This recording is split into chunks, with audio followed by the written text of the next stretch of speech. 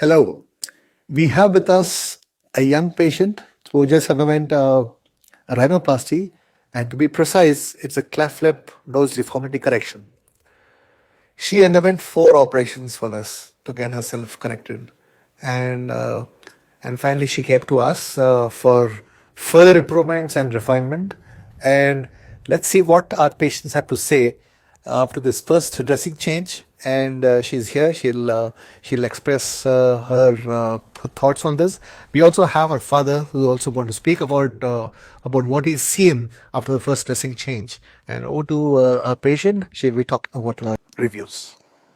Hi, so I'm Shweta.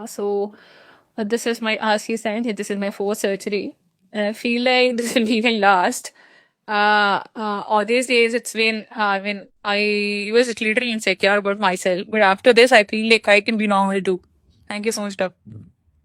And let's see what her father has to say. First dressing చూసిన తర్వాత అసలు అంతా మీరు చెప్పిన దానికి 100% I will satisfy sir. Thank you so much for this. Nice, and a lot of efforts have gone into it, and multiple corrections have been done.